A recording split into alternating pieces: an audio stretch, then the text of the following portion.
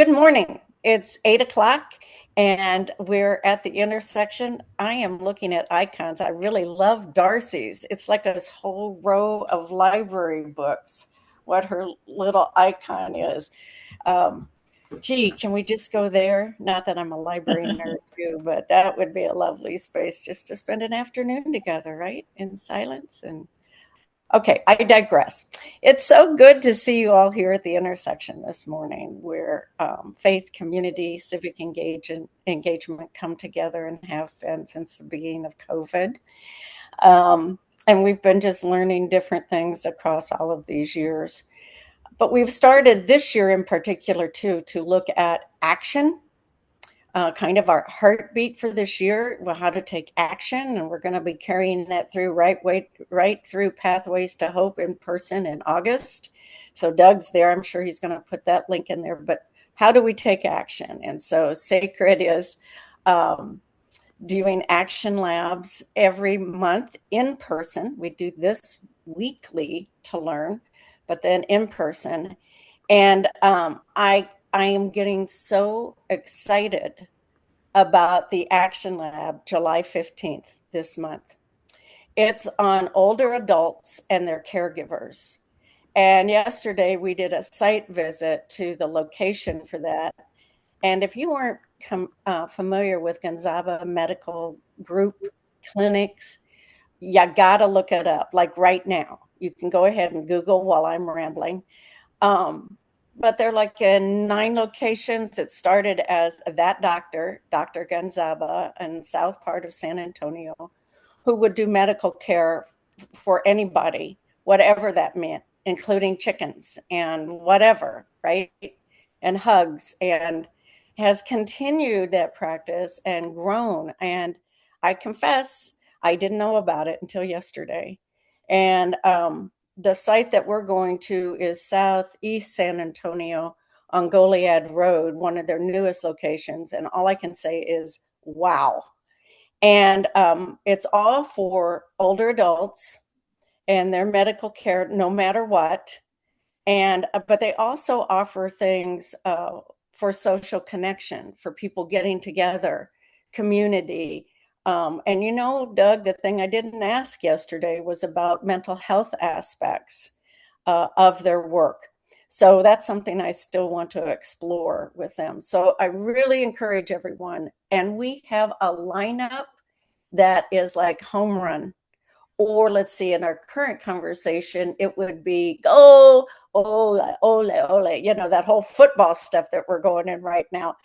And but Reverend Dr. Dawn Martin, some of you remember her when she was still living in San Antonio and did for a long time, but she now teaches at the Louisville Seminary and is taking Peace Center and compassion work there and working with them. It's crazy exciting, but she moved to San Antonio to care for her aging mother many moons ago, and then ended up being the executive director at the Soul Center and on the Sacred Board. She's going to be our keynote on July 15th.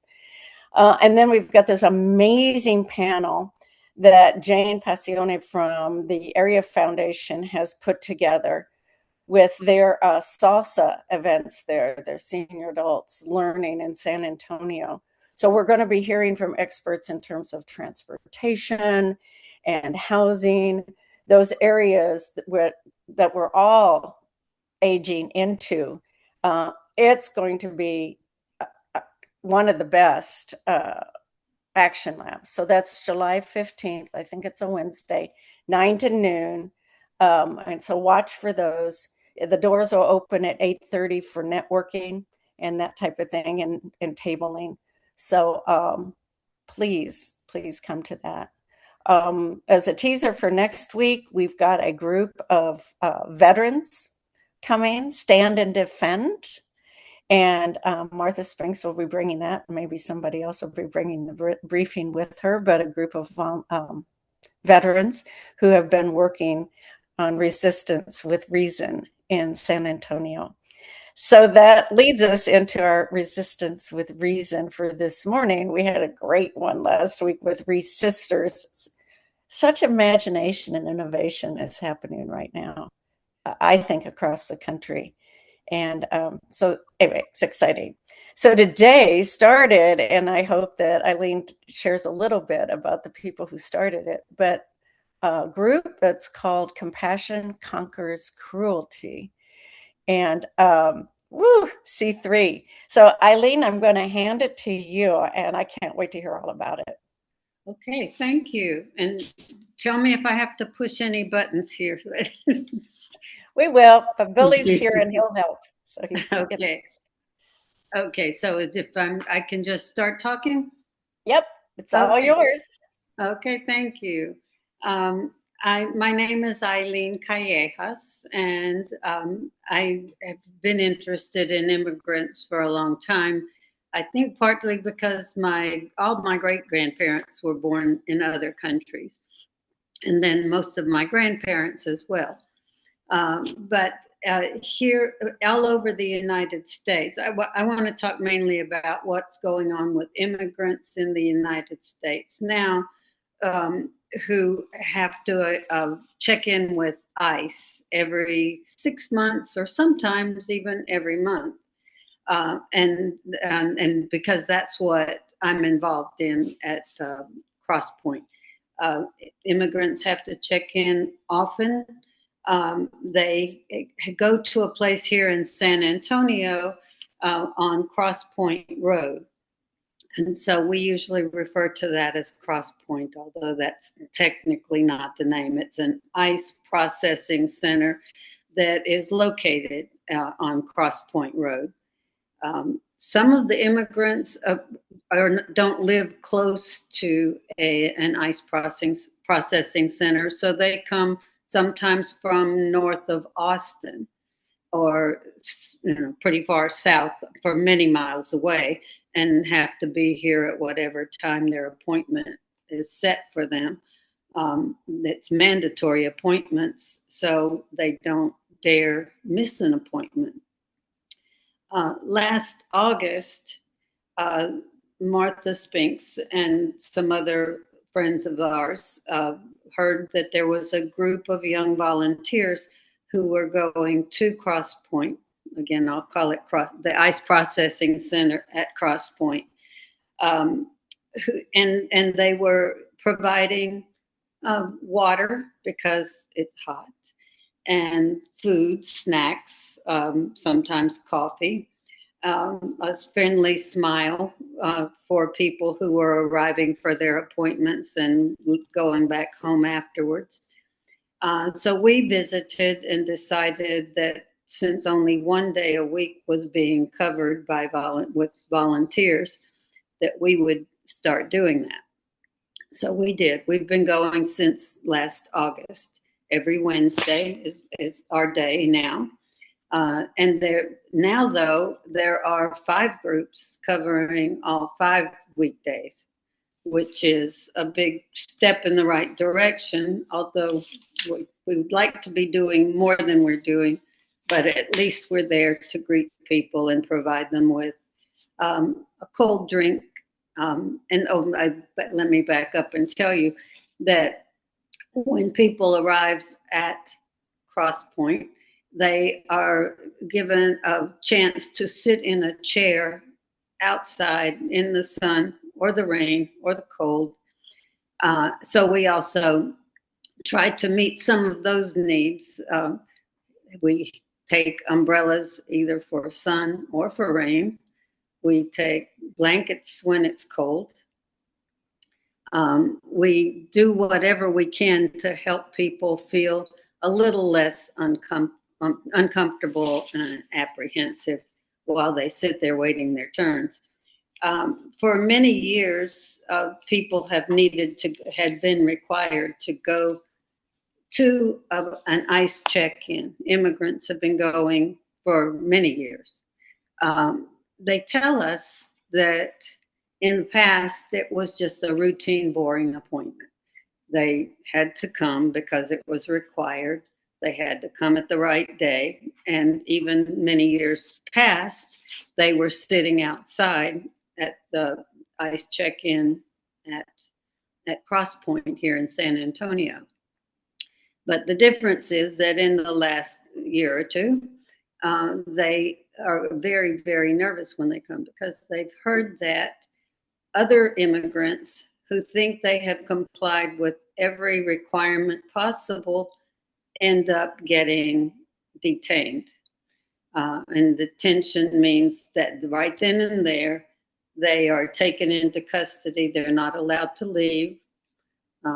They might be allowed to say goodbye to their families who are accompanying them for their appointment, but they are not free again until some point in the future, depending on what the case turns out to be.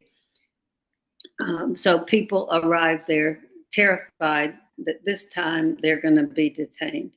And this may be the last time they see their friends or family members. So we try to, in addition to providing water and coffee and snacks, we try to provide at least a friendly face, a welcoming face.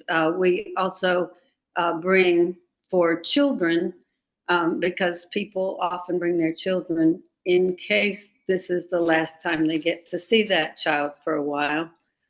Or sometimes the child has an appointment as well, and the child could be detained. But the people are very nervous. So we try to come with stuff for the kids, some paper and crayons, some coloring books, bubbles so they can blow bubbles, sometimes stuffed animals. Somebody has discovered that the kids love those little toys that are made on 3D printers. That's a mystery to me how that works, but I've seen the products, and they are really cute little toys, and kids love them, and my 17-year-old granddaughter loves them. I mean, they are very appealing.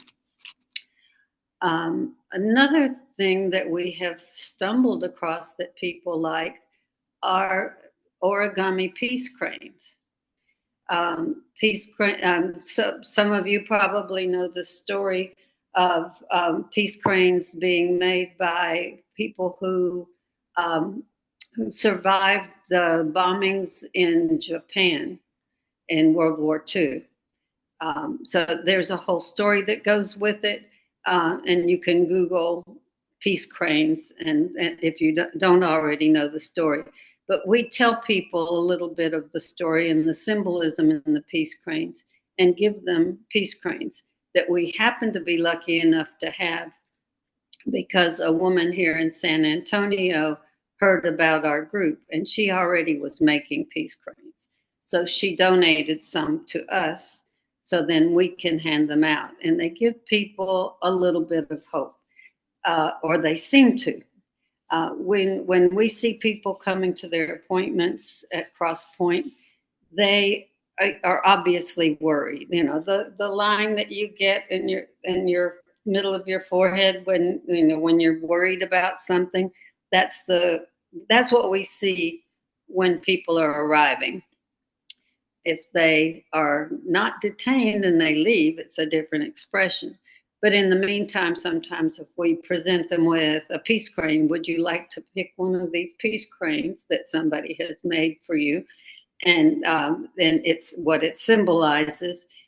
Sometimes that frown wrinkle disappears, even for just a tiny bit of time, but it makes me feel so good to see that moment of change, a moment of happiness, maybe relief. I don't know what it is exactly, but I know it feels good to see it.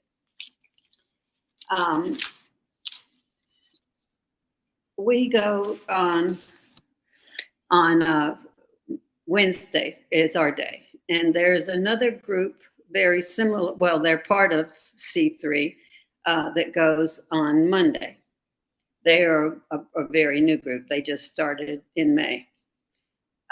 So we are always, our two groups, I can tell you, you're welcome to visit anytime you want. We are there on Mondays, on Wednesdays from 7 o'clock in the morning until 11 usually. If things get slow and there aren't any people left, we might leave a little before 11. If you want to come and visit, I would welcome you to do that.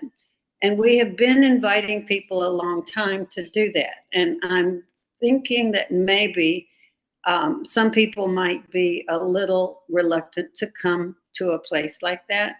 It's in an industrial area, but just because it's an ICE check-in center, maybe some people are reluctant. So we have decided that we're going to start offering to meet people at the park down the street. It is, I think, Lady Bird Johnson Park.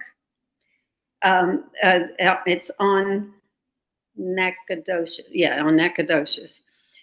We could easily go and pick people up there who don't want to come in their own cars, don't want to park their cars in front of a nice processing center, so that it would be a little more comfortable for people to do that.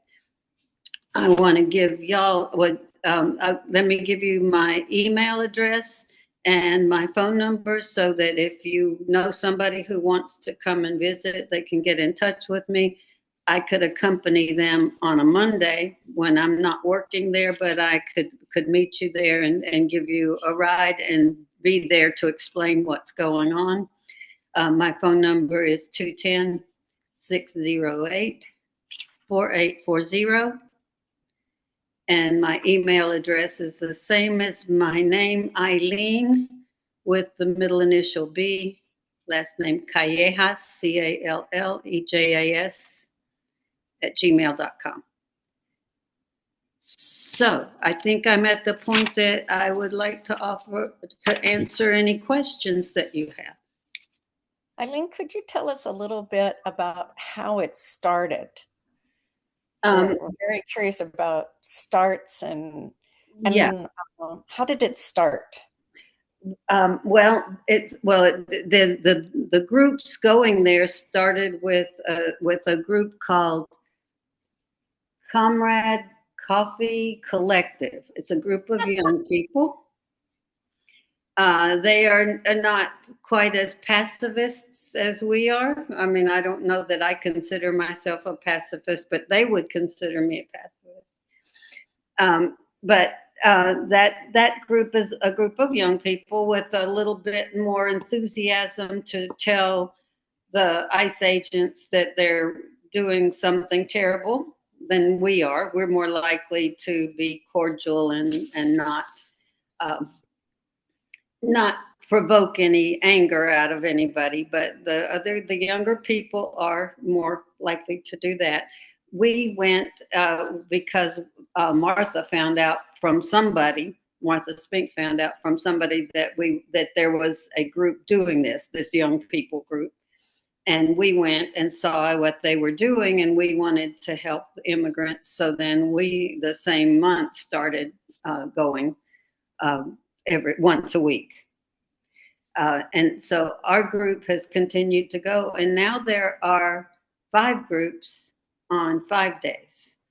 There's Monday. The Monday group is a group of C3 also, and Wednesday, and then there are 3 other groups. The same one that started, and I can't tell you for sure, but I have heard that group started because they ran into somebody from IWC, which is Interfaith Welcoming Committee or Coalition. Uh-huh.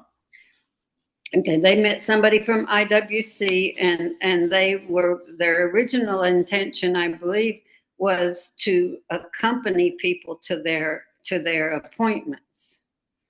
They were going to be the friend who goes with an immigrant, even though it was a stranger. They were going to be accompanying people to their appointments so that they were not alone, so that there was somebody who knew if they got detained, they could at least notify family.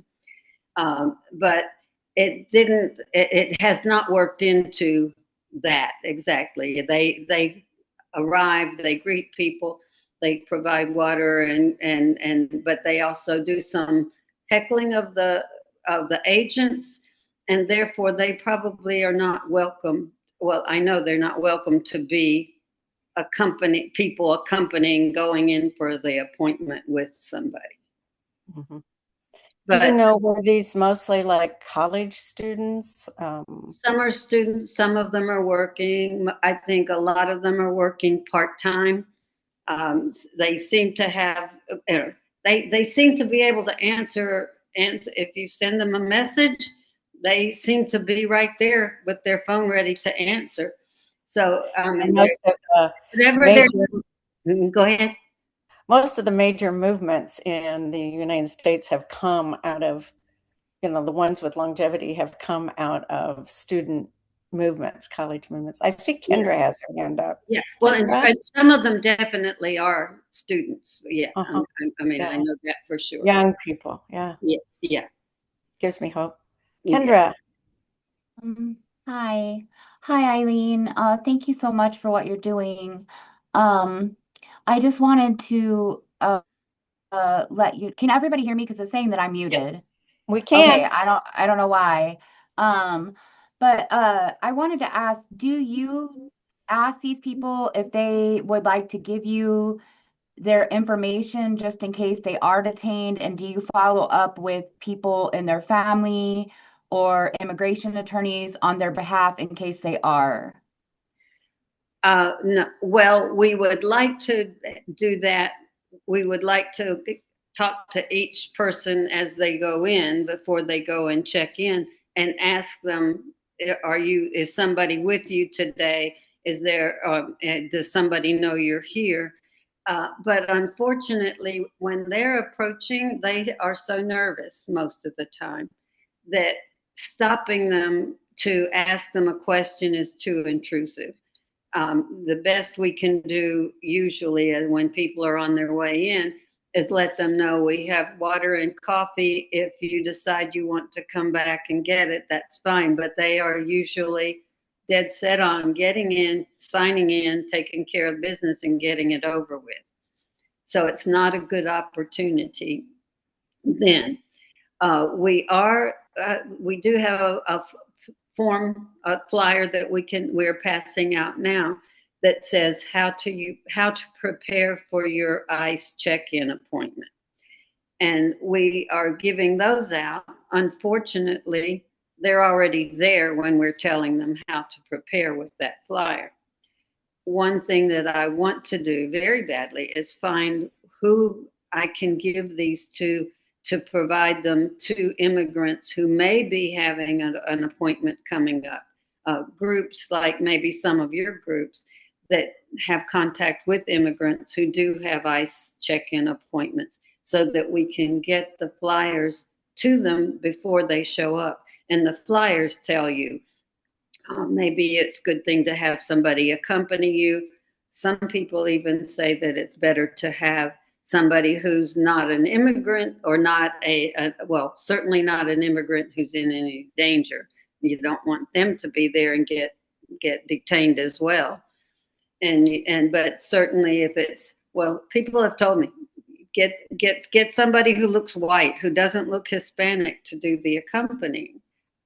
Some people feel that that's more effective, that somehow ICE is more likely to back away from doing something if they're accompanied by somebody, especially a white male who looks like they have some kind of authority or acts like it is an especially good person to have accompanied.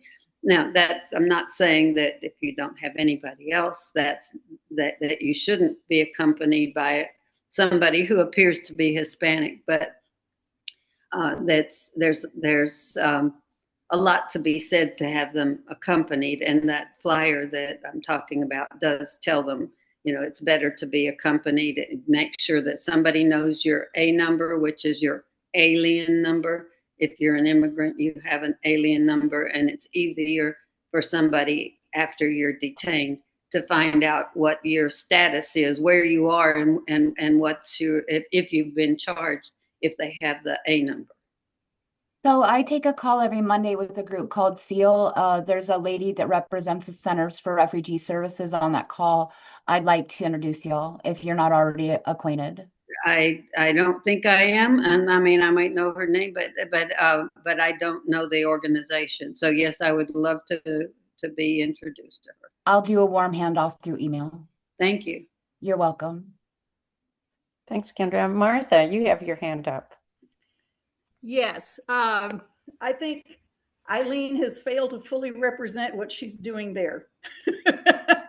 she she made it sound like they're giving people information and saying hello. But what really happens is there's a crew of about 6 or 8 natural born huggers who show up there every Wednesday. They're social workers and teachers, retired.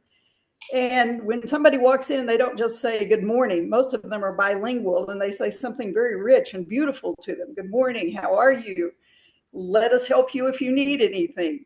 And so I regard that as a soft protest because those immigrants see us and the agents know that Eileen and her crew will show up faithfully at 7 a.m. every Wednesday morning and won't leave until there are no immigrants left there in that outdoor waiting room.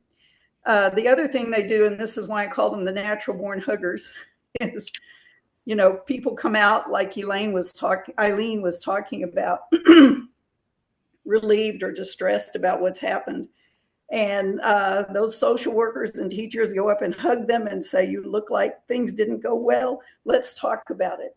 So there's a massive exchange of narratives.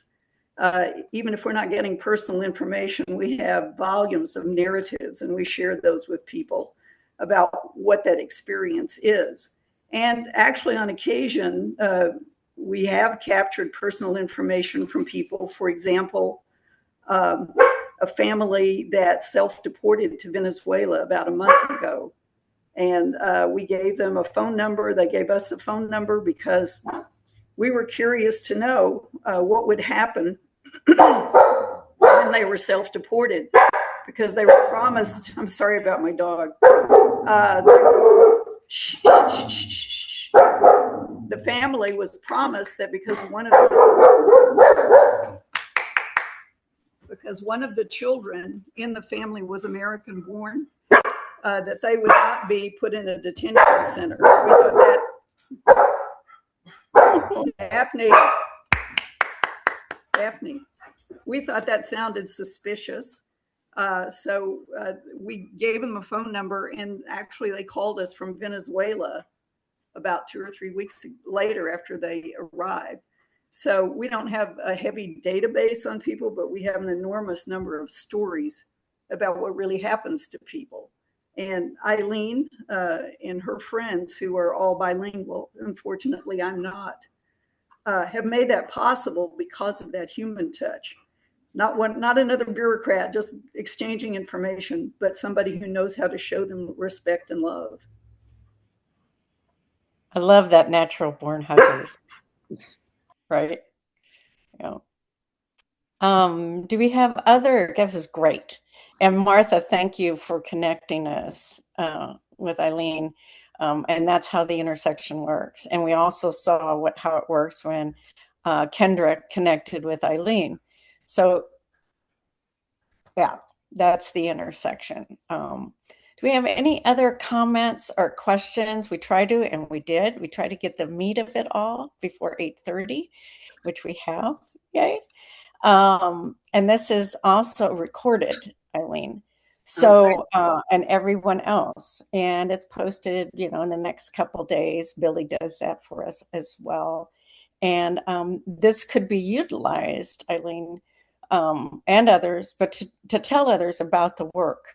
Because we do repeat things, have to, when you're doing any of this kind of community work, whether it's resistance or resilience that we're building, or relationships, which all of it is about relationships. These recordings can become very helpful to explain something to someone else without playing telephone. At least that's what we called it when I was growing up, telling from one person to the next, which, by the way, though, is one of the best ways to create a movement. And we could look at Paul Revere, for example. But most of us don't know there was another person writing that night with Paul Revere. And see, I can't even remember his name, but that person had a name and we don't hear about it, right? So it's a perfect, even that is a great example about, getting public relations awareness around Paul Revere, right? And yet the telling of word of mouth through the other person who rode that same night. Both are important.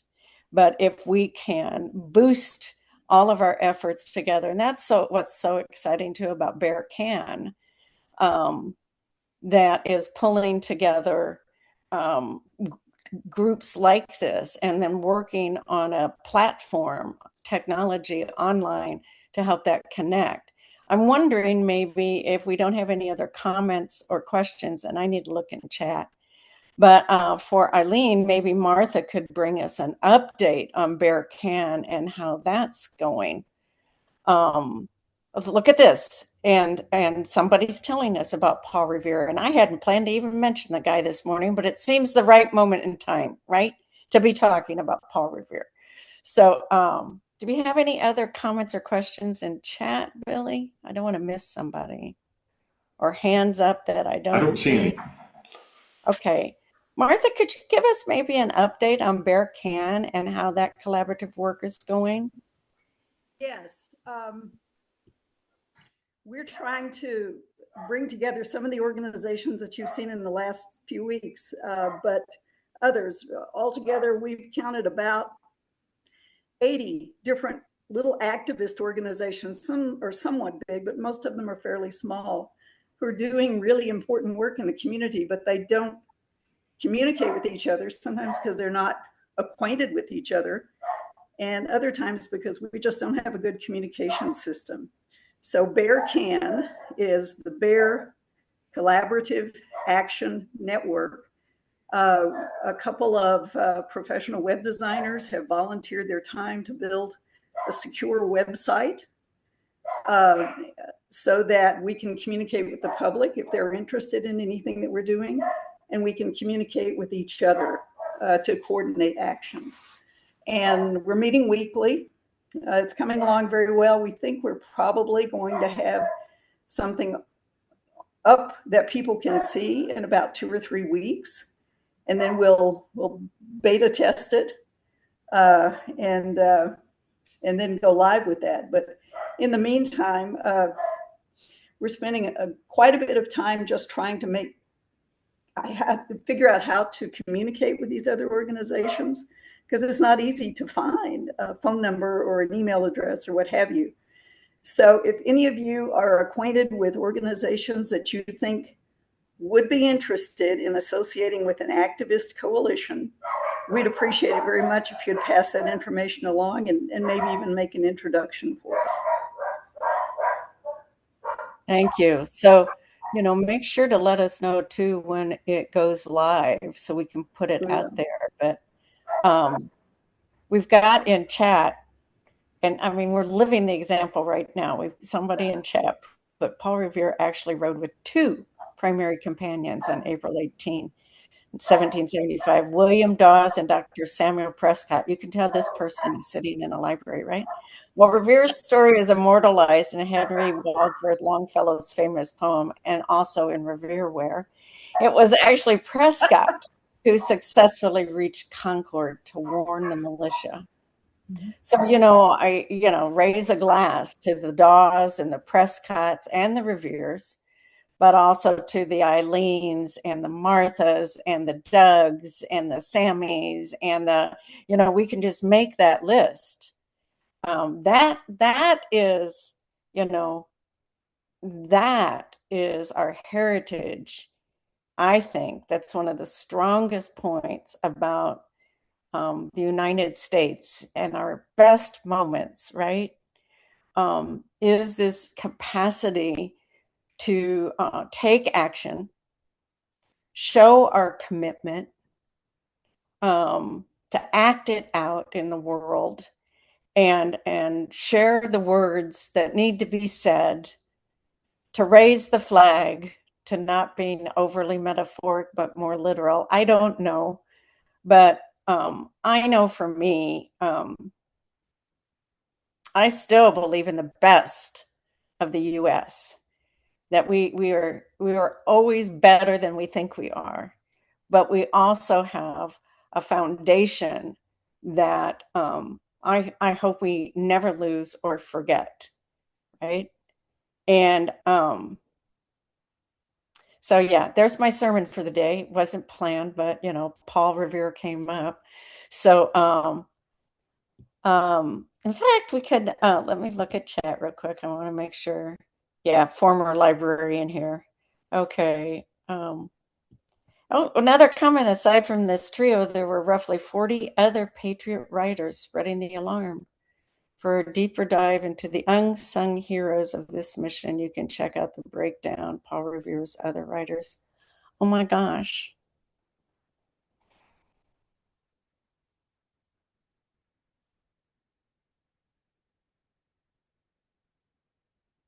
It's like the precursor, right? To Bear Can. This is what we're doing in this work at the intersection, in all the work that we're doing in collaboration and compassion and commitment. Okay, who is this Darcy at FUU? We're going to have to ask this person to show their face and talk, this librarian among us. Hi, FUU is First Unitarian Universalist Church of San Antonio, and I'm involved in the Bear Can, which is not Southern speak for beer can. Bear Can. Bay Air Can. And since I'm sort of a transplant to San Antonio as of 2 decades now or something, I do try to say Bayer, which sounds like the aspirin maker, instead of bear, which is what I heard on the radio and thought, oh, Bear County must have had a lot of big furry animals. So my big thing is working through my church and wearing the yellow church t-shirt to protest, but I also have started my own online t-shirt shop where I have taken things I've heard and read, massaged them, usually added some graphics and put them on t-shirts to sell. And I'm not trying to commercialize this space. Oh, but we love our t-shirts. So Darcy, you should put into chat how we can find you and your t-shirts. It is Politely Political Art, which is the name of the shop on Etsy. Politely Political Art. See what I'm talking about? The imagination, that is really coming out of these times, and the innovation, even for our voices on t-shirts. I love that one part in Forrest Gump where the smiley face gets its traction, right? Like when he got splattered with mud, somebody gave him a yellow t-shirt to wipe his face with. He wipes his face and it comes out with the classic smiley face. I love that scene. It's so like ridiculously us, so mud on our face, but we can wipe it off and come up with a logo. Oh, there she has. Darcy's put in her. It's the only thing I can do that nobody else seems to be doing, at least the way I am. There are lots of political t-shirts on Etsy. Yeah. But I just uploaded 3 more t-shirts last night, and I don't print these. I go through a print-on-demand service, and that's where I get my models, is from some service. So if you do look there, you may see that some of these t-shirts are apparently being worn by a bearded man with sleeve tattoos, because I think that's appropriate to some of the t-shirts. And it's all AI putting this design that I spend at least 10 hours on onto a t-shirt of a color that I pick. onto a model that I click. I'm telling you, girl, you're, hitting it out of the ballpark. Sammy's got his hand up. We didn't know we were going here this morning, but it's fun. Right. Hi, Sammy? Sam. Yeah, Darcy, because there's another pronunciation that people use. They call it Bexar. Instead of Bear County, they call Yes, it yes, Bexar Bexar. County. So, You're right, Bexar. But so you what might better is come the up with a correct, T-shirt with that. yeah, what is the correct pronunciation? Bear, just like a bear, like a grizzly Mhm. bear. So it's not like A Behar, soft H. Yeah, bear. Yeah, but bear. one syllable, not kind of drawn. Yeah, okay. Yeah. Not There we bear. go. Only do at love the that. intersection. Yeah. I do love that other organization that uses bear. It's United Way, but Bare Necessities. Bare That necessities. other collective, that was clever when somebody figured that one out. I bet they laughed and grinned about that and still do. It's 8:41, and I don't know if there are no other comments or questions. I think we'll go ahead and sign off. Don't forget about next week, and we're going to be hearing from some of those veterans about Stand and Deliver. And another great name, More Imagination, More Innovation. And one last thing I'm going to ask Martha. Yes. I remember reading that Bear Can is meeting on a regular basis. Mm-hmm. Yes. When and where is that? And we'll end with that. I would like to take advantage of the platform, though, and say the name of the organization next week is Support and Defend. Oh, support. Thank you. Support and defend. That's the thing. I remember that. There's a tweak. Support. Thank you. Thank you. But the Bear Can group currently is meeting every 2 weeks at Bear Conservancy building on Broadway between 6 and 8 p.m. on Mondays. Bear Conservancy? Mm-hmm. Bear Conservancy has you were there, Darcy. Yeah, I was just saying that's not what I wrote. She didn't know that was the name of it. She thought it was Bexar Conservancy. Oh, that's right. Or Bayer. Bayer with two. Do you have something? Do you have an address, Martha, on that? Coming Broadway? Up. Darcy's on it. Yes, she'll tell you just up here. And it used to be the Fiesta Committee's building. Oh, I know where that is. Yeah. Come on. I know where that is. I can walk there. Oh, and this is Eileen. Thank you for the invitation to speak. You're back. Brackenridge Park Conservancy. Thank you for everything you're doing, Eileen. It's amazing. Thank you all for all the amazing Reveres and Dawes and Prescotts that we have out there. Well beyond the now 18 left of us who are here this morning. In fact, one of our favorite numbers at the intersection is 40, where we will have 40 show up. It's kind of like, yay, we reached 40. So thank you all for all the work you're doing. Yeah, 4th of July. I'm going to leave you with a question to ponder over the weekend. And let's not make it political.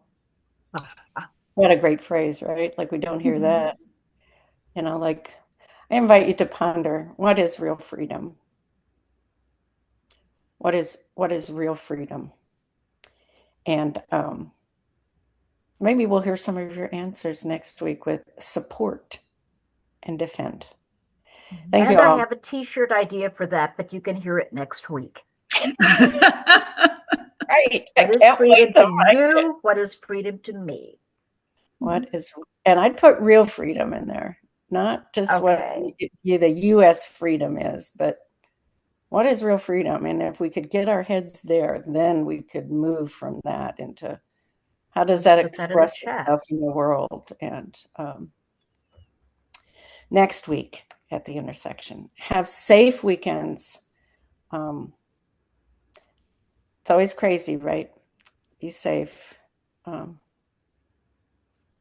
Bye, celebrate. y'all. Y'all are a Great. joy. Thanks, Ann. Tell the story of Paul Revere. You know, the real story of Paul The Revere. 40 stories. The 40 stories. The 40 stories of Paul Revere. What a great book title. Darcy, you should write a book. All right. Talk to Too you busy with soon. t-shirts. All right, talk to you soon. Bye.